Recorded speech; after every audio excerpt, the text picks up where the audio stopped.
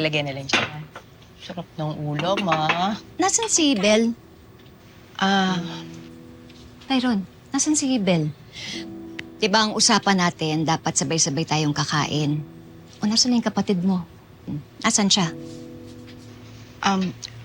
Rosel, kasi nagpaalam naman siya sa akin, kaya pinayagan ko na.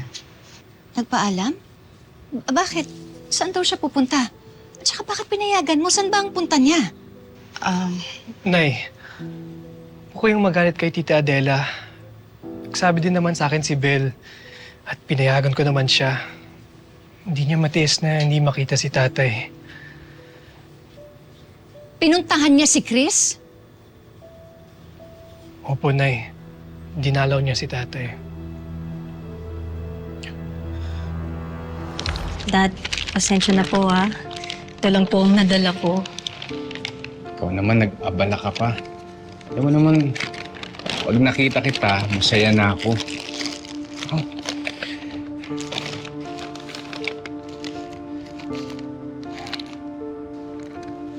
Pero salamat ha. Hindi mo ko tinalikuran. Dad, mahal pa rin kita. Tsaka, hindi ko gustong makulong kayo. Alam ba ng nanay mo na nandito ka? Hindi naman po siya papayag eh.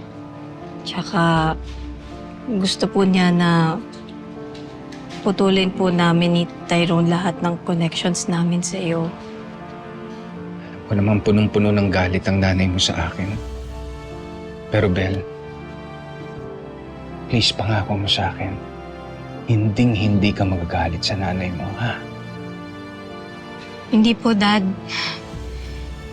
Hindi ko pong magagawang magalit kay nanay.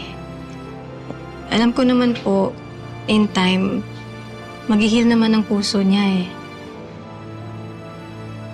Pero Dad, pinapangako po sa inyo na pakikiusapan ko na lang po si nanay. Tutulungan kitang mapatawad niya.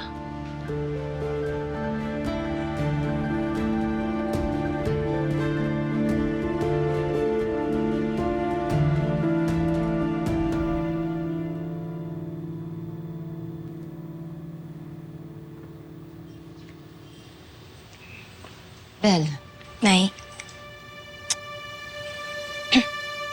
akala ko ba nag-usap na tayo? Akala ko ba nagkaintindihan na tayo? dinalhan ko lang naman ng konting tulong si Dad.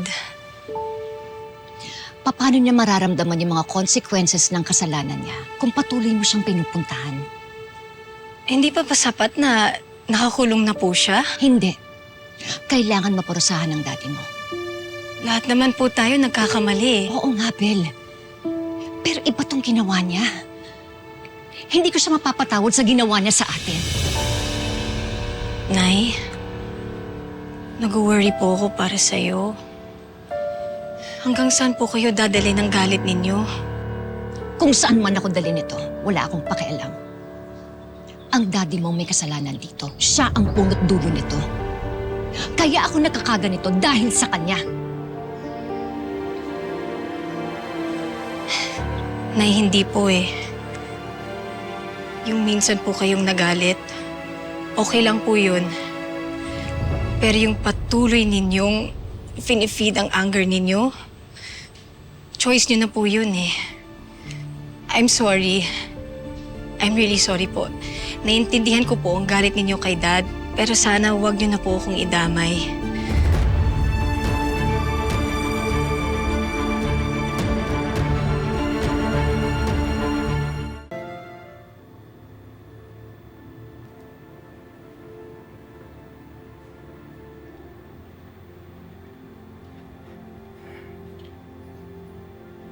Beb, ayos ka lang? Hindi ko gustong sagutin si nanay. Sasaktan din ako eh. Naiintindihan kita. Kung alam mo lang, Tyrone, nahahati talaga ang puso ko. Gusto kong intindihin ang galit ni nanay. Pero nakakaawa rin ang kalagayan ni Dad sa kulungan. Nakakaawa siya. Alam ko naman yun, Bel. Mahal ko pa rin naman ang tatay natin. Kahit nagkamali siya. Ayan ang gagawin natin. Naiipit na tayo.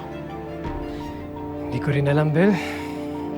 Hanggang kailan kaya magmamatigas si nanay? Hanggang kailan kaya siya magagalit?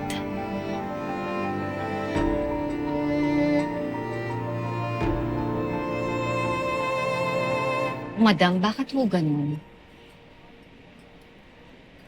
Buo na ho kami, pero pilit naman kami pinaghihiwalay ng kanya-kanya naming mga paniniwala. May mali ho ba akong ginagawa? Wala ba ho ba akong karapatan na humingi ng hustisya? Rosel, lahat ng karapatan nasa iyo. So tuwing naiisip ko po kasi yung ginawa ni Chris, yung mga nangyari sa amin ni Ben, napupuno po ng galit yung puso ko. Hindi ko po mapigilan eh. Naiintindihan kita. Alam mo yon, hindi ba? Ang tagal kong nagtanim ng galit kay Darius. At katulad mo, nagmatigas ako. Hanggang sa mamatay ang kapatid ko. Hindi niya nakuha yung pagpapatawad na hinihingi niya sa akin. Aaminin ko sa'yo, nagsisisi ako. Nanghihinayang.